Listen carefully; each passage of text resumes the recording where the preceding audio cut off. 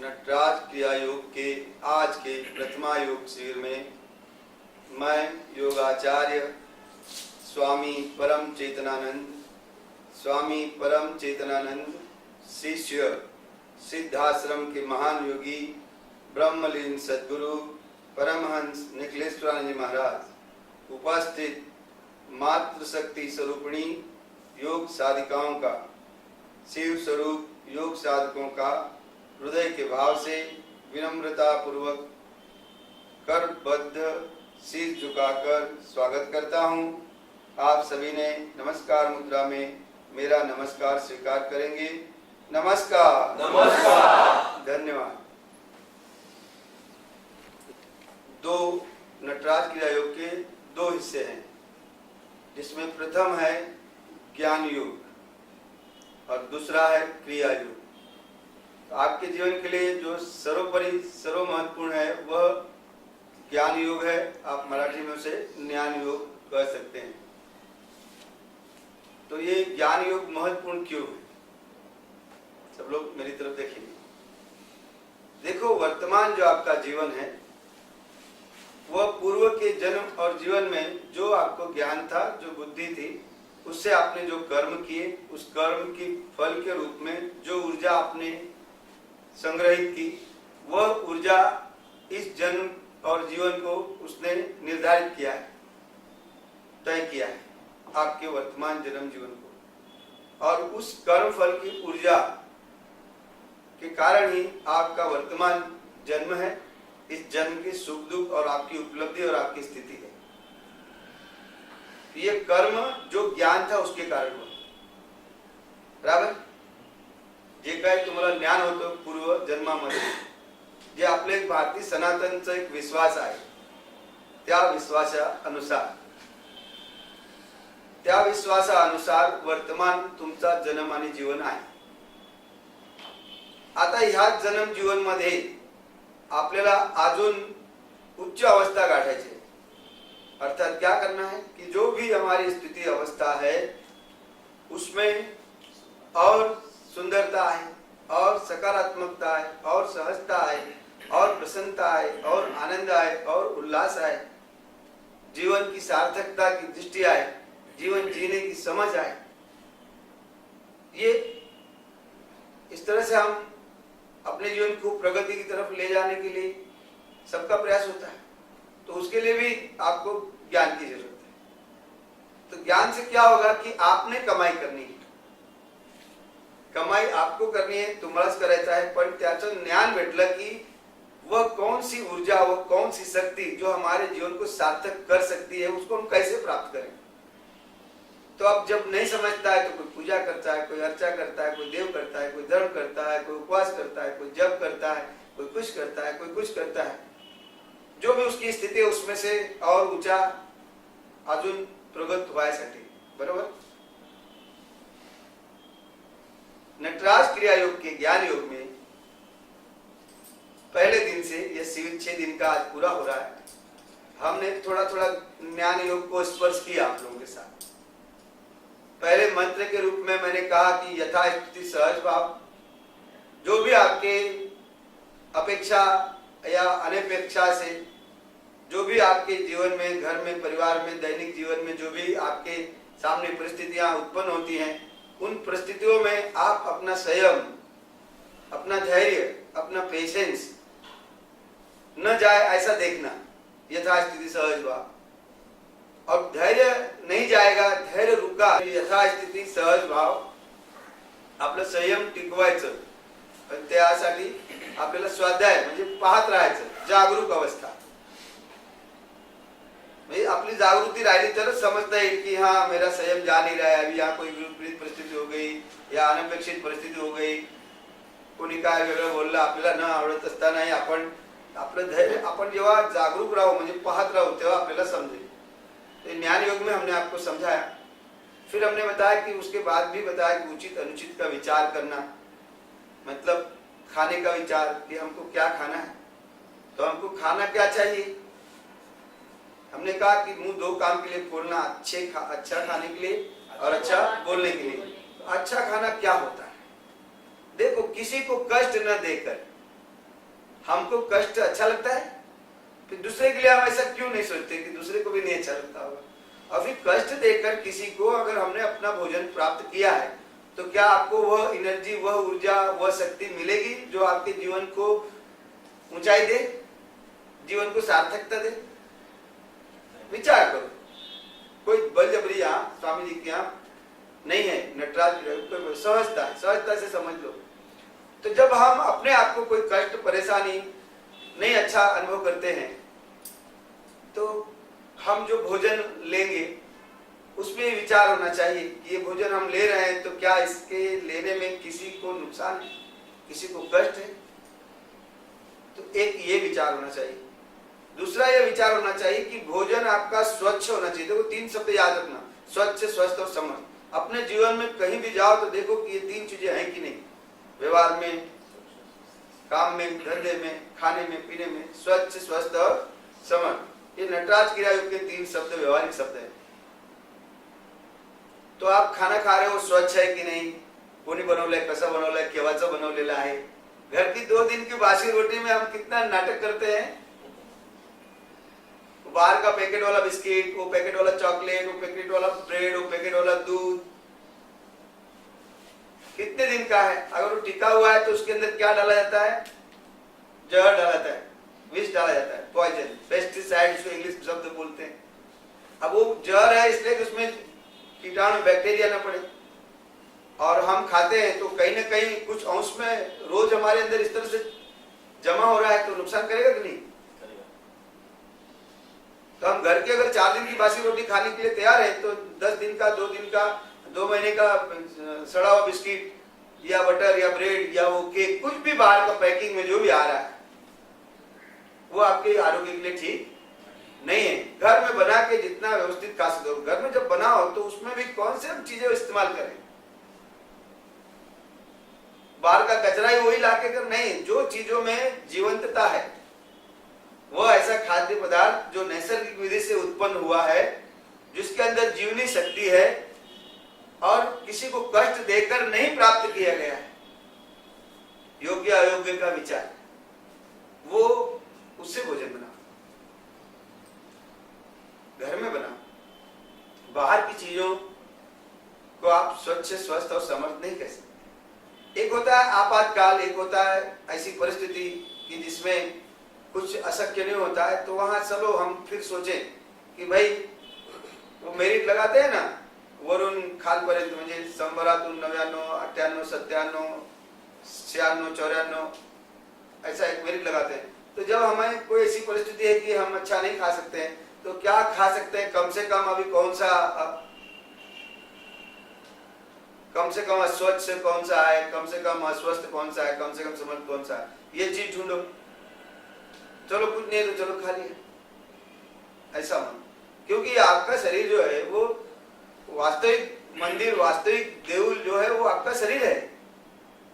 ये तो मनुष्य के मन और बुद्धि ने वो मंदिर बनाया, मन और दिल ने मिलकर मंदिर बनाया, उसको हम इतना साफ सुथरा ऐसे रखते हैं। कोई थोड़ा छूछा दे तो सर पे दुनिया उठा लेते हैं, हिंसा करने को, एक दूसरे का प्राण लेने के लिए तैयार होते हैं। और अपना जो वास्तविक शरीर है जिसमें वह आपकी स्वयं की चेतना निवास करती है, जो आत्म चेतना है, जो जीव चेतना है, सब निवास करता है, उसको हम जो देवाचे मंदिर है उसको हम कुछ भी डाल देते हैं, कैसा भी भोजन डालते हैं और कैसे विचार अंदर लग लेते हैं। उचित है? मुझसे बोलो ना। अनुभव आ रहा है। तो अब ये कुछ अच्छी बात मिले तो तुरंत उसको अपने अंदर सुरक्षित करो।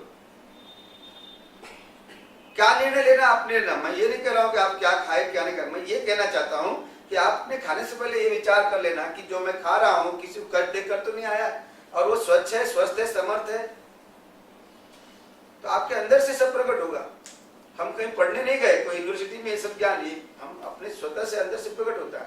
वही सामर्थ्य, वही शक्ति सब आपके अंदर है। प्रतिभा है हमारी तरफ देखो ना, हमारा उत्साह बढ़ता है। हाँ, आप लोगों की कृपा, स्नेह और आशीर्वाद की जरूरत है। सबको एक दूसरे की कृपा, स्नेह, आशीर्वाद की जरूरत है। आप जो बोल रहे हैं उसके ऊपर थोड़ा सोच रही हूँ। अभी तो सुन के सुरक्षित करो, अभी तो सुन के सुरक्षित करो, और बाद में सोचने के लिए बड़ा समय है ना। मैं तो कुछ न कुछ बोलते रहता हूँ। फिर ज्ञान योग जो है अपने आपको ये बताता है कि आपने कैसे जीना है। यथा स्थिति सहज भाव, उचित अनुचित का विचार, क्या खाना, सबसे रोज की हमारी जरूरत है क्या खाना, और हमारा खाना जिस व्यवस्था से आता है वो व्यवस्था खराब ना हो उसके लिए हमें क्या करना। तो हम पंच तत्व से बने हुए हैं, पंच तत्व का ही भोजन लेते हैं, और पंच तत्व बाहर जो है वो स्वच्छ स्वस्थ समर्थ रहेगा तो ही हमको स्वच्छ स्वस्थ समर्थ भोजन मिलेगा। पंच तत्व मतलब क्या? पृथ्वी, अग्नि, जल, वायु, आकाश। अब हमने इन सब चीजों को गंदा कर लिया है। आप कहोगे मैंने अकेले नहीं किया। अरे भाई थोड़ा थोड़ा एक एक कांडी समोर लोकांनी ते कोपऱ्यात टाका, 100 कांडीचं कचरा होईल की नाही? मी तो एकच टाकलो, मैंने तो एक ही डाला। तो इस तरह से हमारा पंचतत्व खराब कर लिया हम लोगों ने। शुद्ध, सात्विक और नैसर्गिक होना चाहिए। तो भोजन में स्वच्छ स्वस्थ है कि नहीं है। हम कुछ विचार श्रवण करते हैं, कुछ पठन पाठन करते हैं, कुछ साहित्य देखते हैं, कुछ टीवी दूरदर्शन का कार्यक्रम देखते हैं, तो वो सब हमारे स्मृति में हम भरते हैं। तो ये देखो कि एक स्वच्छ, स्वस्थ और समर्थ, ये 3 शब्द आपको बहुत काम करेंगे। जैसे यथा स्थिति सहज भाव, उचित अनुचित में स्वच्छ स्वस्थ समर्थ। उचित अनुचित का विचार करना है तो आधार लो स्वच्छ स्वस्थ और समर्थ। ये तो हम रोज प्रार्थना में, आपके शरीर से भी वही संबंध है कि स्वच्छ ज्ञान है कि नहीं, स्वच्छ व्यवहार है कि नहीं, स्वच्छ विचार है कि नहीं। अच्छा नहीं है तो उसके ऊपर कुछ लांछन या उसको अपमानजनक शब्द व्यवहार मत बोलो, क्योंकि आपकी यथास्थिति सहज भाव फिर आपका संकल्प टूटेगा। किसी पर आपने व्यंग किया, टिप्पणी की, त्याला काहीतरी वेगळा म्हणजे न आवडणारा काय बोलला, अर्थात तुमचं संयम जातोय तिथे, अर्थात तुमचं संयम जातोय तिथे। तो कहना यह है कि हमने ये बातें बताई, हमने आपको नमस्कार पूरी तरह से समझाया कि नमस्कार जो है इससे हमारे अंदर नम्रता आती है, और नम्रता बढ़ेगी तो निर्मलता बढ़ेगी, और नम्रता और निर्मलता एकमेव ऐसा आपके जीवन का मुख्य आधार है जो आपके जीवन को पूरा सार्थक करने में समर्थ है। मतलब यथास्थिति सहज भाव, तो सहजता अपनी पूरी तरह से 100% स्थिर हो जाए। तो नम्रता आपके अंदर, वह नमस्कार की भावना से, जब हाथ जोड़ के सर झुका के हृदय के भाव से, तो 3 चक्र आपके, हृदय चक्र आपका यहाँ पर जो है विशुद्ध चक्र, ये सब ऊर्ध्वगति को देने वाले चक्र हैं। ये हृदय चक्र, विशुद्ध चक्र, आज्ञा चक्र, सरस्वती चक्र और चित्त मंडल, सहस्त्रसार, ये सब ऊर्ध्वगति को देने वाले चक्र हैं। तो ये नमस्कार में ये सब चक्र आ जाते हैं। देखो जब ऐसे नमन करते हो तो ये सब चक्र आ जाते हैं, और हाथ में भी चक्र है। सुबह उठ के ऐसे हाथ करना 5 मिनट, कुछ मत करना, हाथ देखना, बंद आंख से ऐसे करके रहना, स्वामी जी को याद करना, ज्ञान मूर्ति याद करना, कि आपके हाथ में से यहाँ से एक ठंडी ऊर्जा आपको महसूस होगी। यहाँ पे 2 चक्र है। 2 मिनट ऐसे हाथ करके रुकोगे, आवाज में ऐसे कर लेना हाथ पे, देखना सुबह जब बिस्तर पे आंख खुलती है तो 5 मिनट ऐसे बैठे, यहाँ से आपको जैसे एसी की हवा आती है, ऐसी हवा आएगी, ठंडी हवा आएगी, ये 2 चक्रों में से निकली। यही से आशीर्वाद की मुद्रा बनती है, वो आशीर्वाद जाता है। तो यथास्थिति सहज भाव के लिए नमस्कार मुद्रा जो है, ये नमस्कार में इतनी सामर्थ्य है कि ये नमस्कार से आत्म साक्षात्कार, म्हणजे तुमचं स्वतःचं स्वरूप काय आहे, तुम्ही कोण आहात, वैश्विक चेतना आणि तुमच्या चेतनेत काय अंतर आहे, आणि ते एकरूप झाले तर काय होईल, या सर्व गोष्टी तुमच्या समजण्यात, तुमच्या ज्ञानात, तुमच्या बुद्धीत येणार। ये नमस्कार में इतनी शक्ति है। हाथ मिलाना बंद करो। देखो नमस्कार में भाव कितना उत्तम है, कोई भेदभाव नहीं।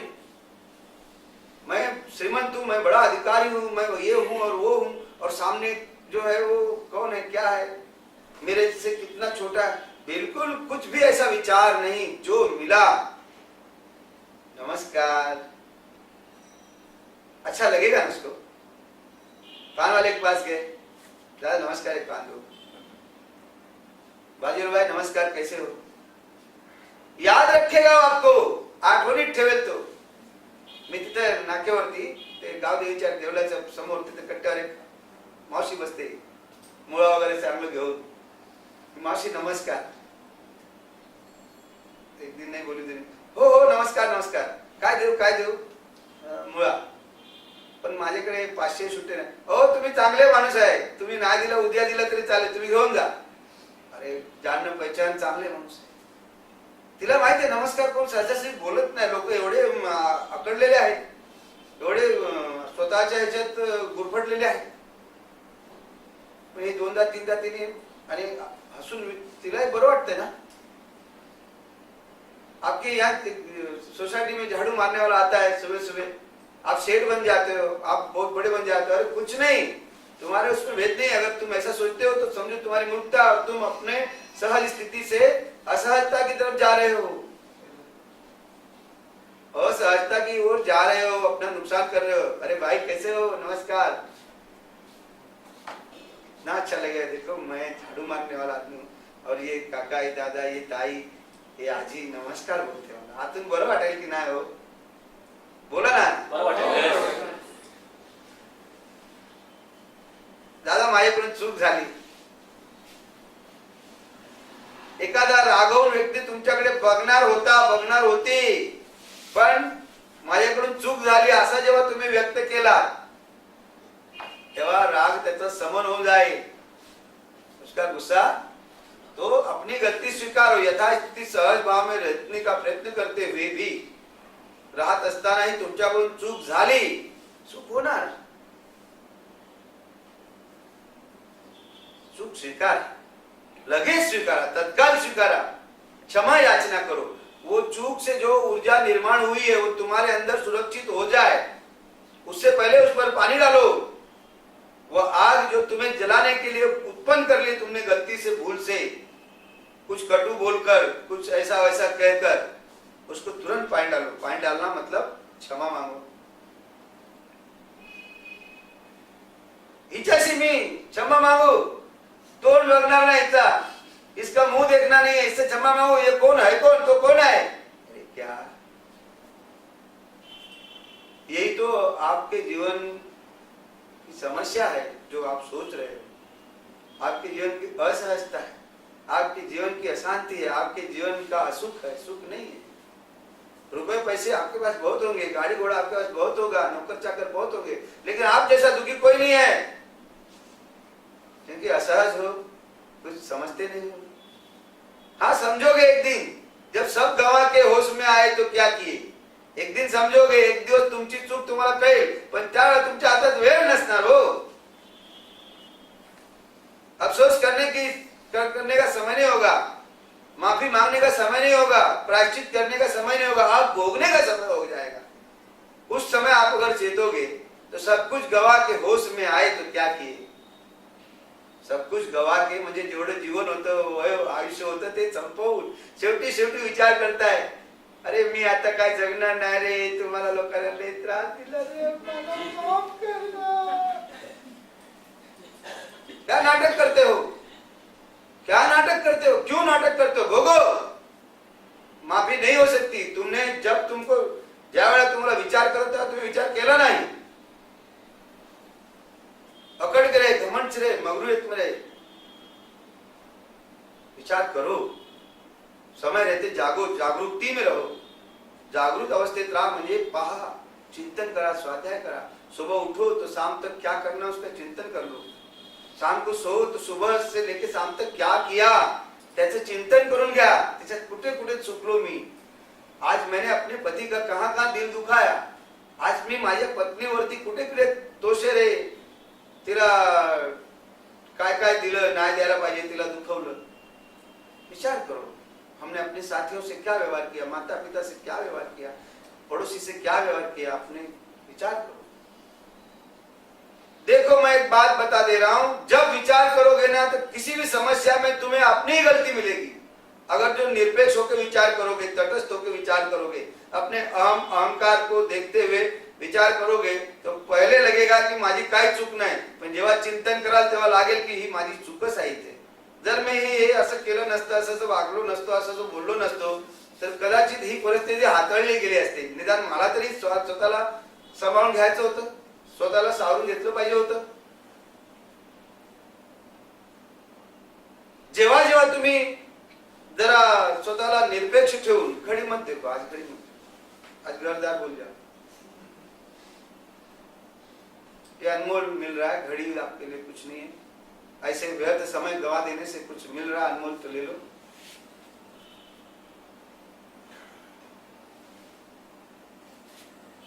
तो विचार करो, पत्नी कोई तुम्हारी गुलाम नहीं है, पति तुम्हारा कोई नौकर नहीं है. अरे ये सहजीवन है, सहजीवन है, साथ साथ जीना है, जीना आना चाहिए.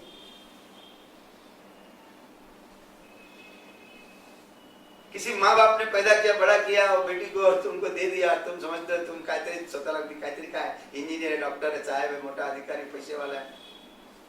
या पत्नी सोचती है मैं पढ़ा लिखा हूँ, ये हूँ वो हूँ, ऐसे माशे घराचे आहे, असे तसे माझे कुछ नहीं. यथास्थिति सहज भाव में देख लो,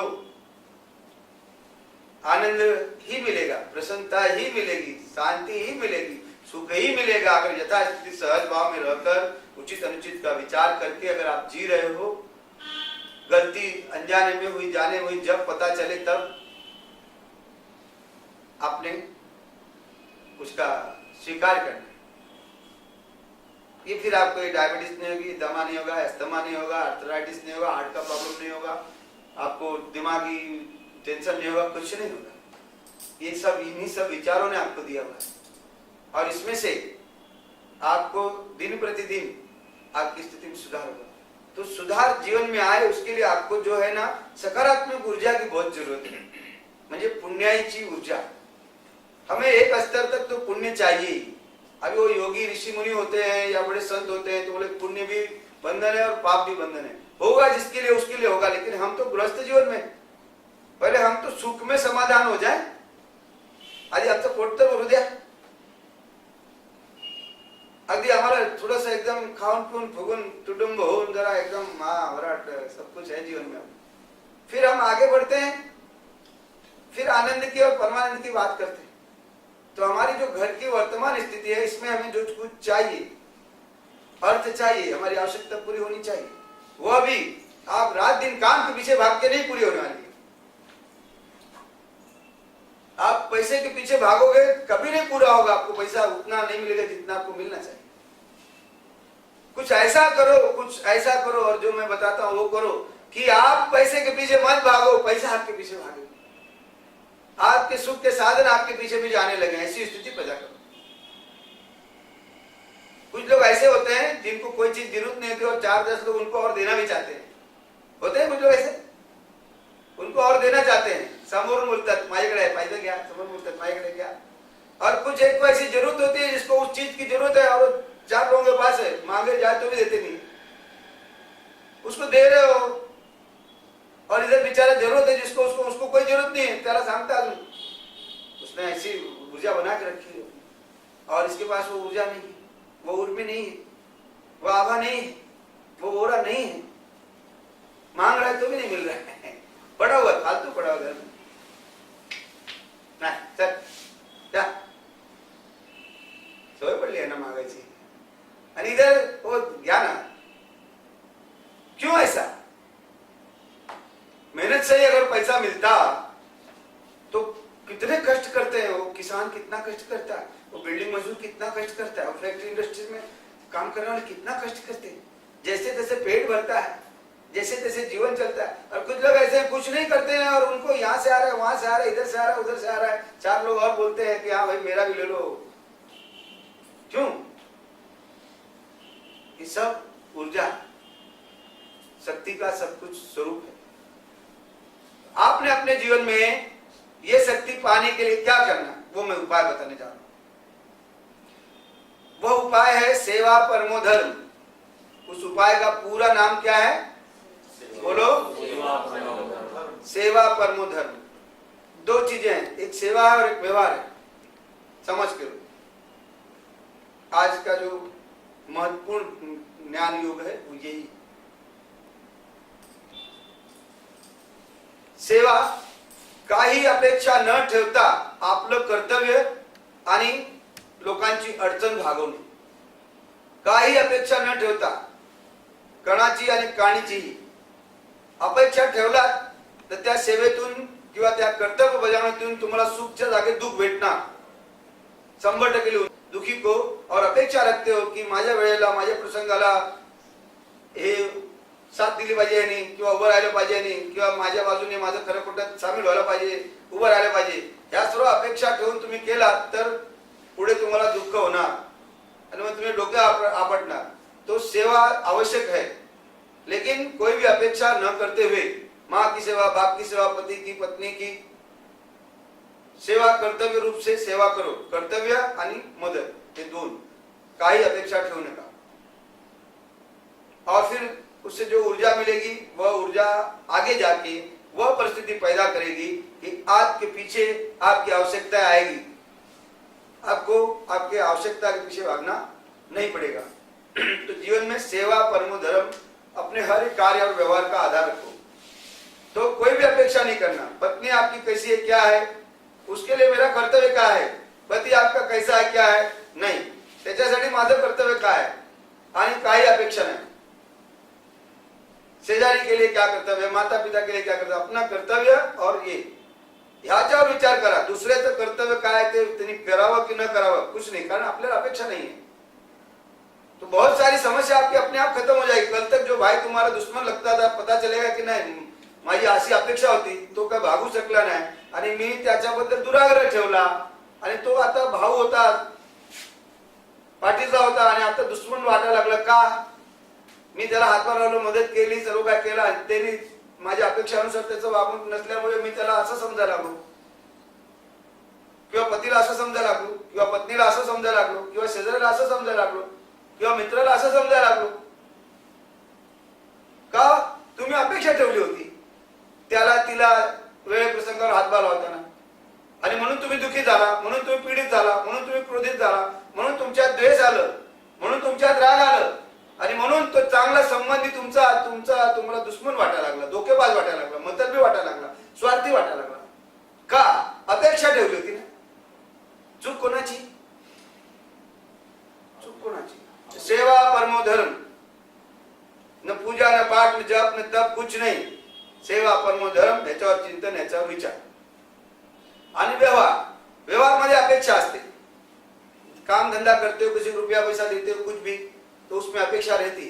तो उसको बोलो की बाबा हे पैसे देतोय मी, हे सेवा नाहीये, माझी अपेक्षा आहे, मला या वेळेला असं असं परत पाहिजे, असं असं हे करतोय, ऐसा बोल के व्यवहार करो. इसमें कोई प्रॉब्लम नहीं होगा, इसमें कोई प्रॉब्लम नहीं होगा.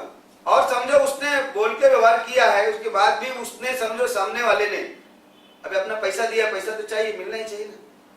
तो उसके साथ जब समझो विपरीत परिस्थिति है, यथास्थिति सहज भाव को ध्यान में रखो और उसके अनुसार प्रयत्न करो. पैसा नहीं मिल रहा है तो क्या करोगे? बंदूक निकालोगे, गोली चलाओगे, डोके फोड़ना नहीं. यथास्थिति सहज भाव राम बाबा, हाथ नीचे दबा हुआ है, अब जब जबरदस्ती खींचेंगे तो हाथ छिल जाएगा. अब धीरे धीरे खींच लेना बुद्धिमानी है ना. तो सेवा परमो धर्म का आधार लेके अपने जीवन के कर्म और कर्तव्य करो. तो सेवा परमो धर्म में 5 कर्तव्य है, ये मैं आपको समझा के आपका अभिप्राय लूंगा और प्रार्थना करूंगा. और अपने शिविर आधे घंटे लेट शुरू हुई है तो 15-20 मिनट थोड़ा देरी होगा और ले दे के हम लोग 8-9 लोग हैं योग साधक. तो 5 कर्तव्य ध्यान में रखो. पहला कर्तव्य भाव सेवा. सेवा में 5 सेवाएं हैं. पहली सेवा है भाव सेवा. भाव सेवा में ये जो नमस्कार करते हो ये भाव सेवा है. और किसी की मदद नहीं कर पाया ऐसी कोई स्थिति अपने पास है, समझो आप टीवी पे देख रहे हो कि ट्रेन में आग लग गई, 10 लोग जल के मर गए और 9 लोग जख्मी हैं हॉस्पिटल में और आप कुछ नहीं कर सकते हो, लेकिन दुखद घटना तो है. तो प्रार्थना एक ऊर्जा निर्माण होती है. हृदय पे हाथ जोड़ो, अपने स्वस्वरूप को याद करो. हे परमात्मा, हे परमेश्वर, ये जिनका निधन हो गया है उनको भी शांति दे, सद्मार्ग दे और जो लोग कष्ट में दुख में है उनको भी जल्दी से ठीक कर. ये भाव सेवा तुरंत आपकी वो ऊर्जा उनको राहत दे दे, क्योंकि पूरे विश्व में सब एक दूसरे से जुड़ा हुआ है. अनंत के हम अंग हैं. अनंत हमारे अंग संग है, हमारे अंदर बाहर है, और हम उसके अंग संग है। तो अनंत चारों तरफ है और हम सबसे जुड़े हुए, सब हमसे जुड़े हुए।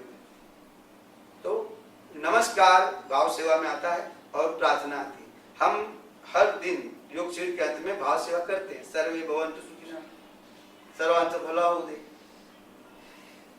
सबके भले की प्रार्थना करते हैं। तो ये प्रार्थना सकारात्मक ऊर्जा, हमें भी उसका लाभ मिलता है। तो ये पहली सेवा भाव सेवा। दुसरी सेवा माता पिता की सेवा। आई वडील कसेही असले, तुम्हाला ते कसे वागतात, पण त्यांच्या जीवनासाठी तुम्हाला काय काय करायचं आहे ते पहिलं लक्षात ठेवा। एक होता है परमात्मा, जिसको हम परम पिता कहते हैं। तुम्हें माता च पिता तुम्हें बंधु च सखा तुम्हें विद्या द्रोणम तुम्हें सर्व मम देव। त्या परमेश्वरा सांगतो, त्या पाहिलं आहे तुम्ही परमेश्वर। तर तो कारण माता पिता आहे आणि हे ज्याने जन्म दिला ते निमित्त माता पिता है। और वो निमित्त माता पिता उस परम पिता परमात्मा के पूरे पूरे स्वरूप है आणि तेच तुमचे परमेश्वर आहे। तर प्रातः उठा, आई वडिलांची चरण वंदना, साष्टांग नमस्कार दंडवत करो, माता पिता की और सास ससुर की और नानी नाना की। ये सब माता पिता होते हैं। अगर है आपके पास तो उनका सुबह उठ के चरण वंदना करो, नहीं है जमीन पर अपने देवल में जाते हैं, नमस्कार करते हैं। उसमें भगवान थोड़ी है, देव उसमें कुछ नहीं है, हमारे अंदर की शक्ति वहां जाती है। तो माता पिता स्वर्गवास हो गया है, आपके साथ नहीं है, तो जमीन पर नमस्कार करो। और फिर सुबह शाम माता पिता आपके पास है तो उनका क्या जरूरत है, आवश्यकता है, दवा पानी है सब पूछो। गांव में कहीं है तो जो भी तुमसे सामर्थ्य है, उनकी कुछ भी तकलीफ नहीं होनी चाहिए। एक टाइम अपने भूखा रह जाओ, उनको खाना खिलाओ। उनकी प्रसन्नता ही तुम्हारा सुख है, उनका दुख ही तुम्हारा दुख है। वो दुखी है तो तुम सुखी नहीं हो जाओ। तो माता पिता की चरण वंदना अगर सुबह करते हो, बाकी दिन भर पूजा पाठ करो या न करो, कुछ नहीं, श्रवण कुमार जैसे अजर अमर हो जाओगे। मातृदेव भव पितृदेव भव, मातृदेव नमस्कार पितृदेव नमस्कार। और सास ससुर ये भी माता पिता है। एक होती है स्त्री और एक होता है पुरुष। इसके भी माता पिता है, इसके भी माता पिता है। इसके लिए सास ससुर, इसके लिए सास ससुर। ये दोनों आए तो मैं जन्म लिया।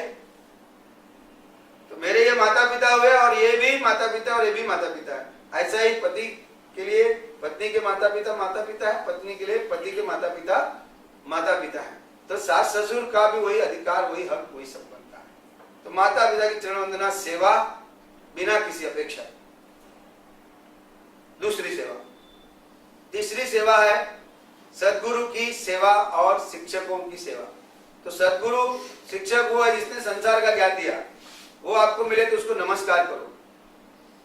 सद्गुरु जो आपको स्वार्थ और परमार्थ जो भी ज्ञान दे रहा है, तो उसकी सेवा क्या है कि उसका ज्ञान जो आपको मिला है वो ज्ञान के आधार पर जीवन जियो, उसका ज्ञान और लोगों तक कैसे पहुंचे उसमें सहयोगी बनो, यही सेवा। अब ये योग किया आपने, आपको फायदा हुआ और लोगों को फायदा हो, इसलिए यहाँ अधिक से अधिक लोग भेजो और ये योग करो, यही सद्गुरु की सेवा है। फोटो लगाना, ये करना, वो करना, जैसे आजकल सब ट्रेंड चल रहा है, ये नहीं। ज्ञान मूलम गुरु मूर्ति, गुरु का जो ज्ञान है वही गुरु का ध्यान है।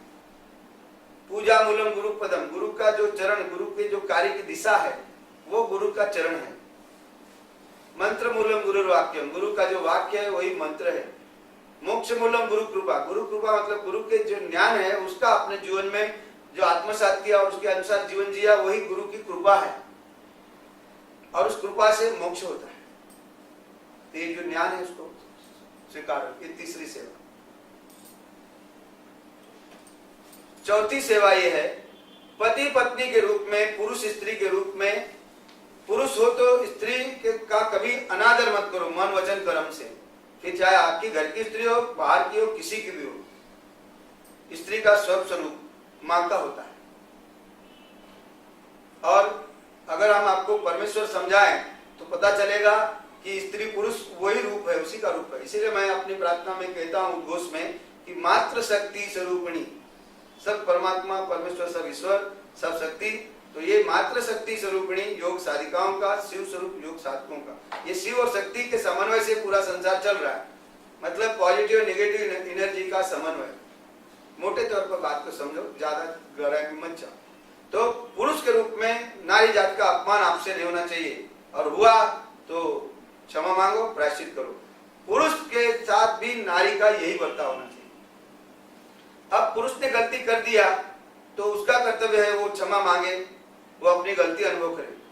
पत्नी नहीं मांग रही है तो ती बोलता है म्हणून मी कशाला मग, अरे तो बोलता है मी कशाला, नहीं, अपने कर्तव्य पे ध्यान, दूसरे पे नहीं, क्योंकि कर्म के फल अपने अपने सबके हैं।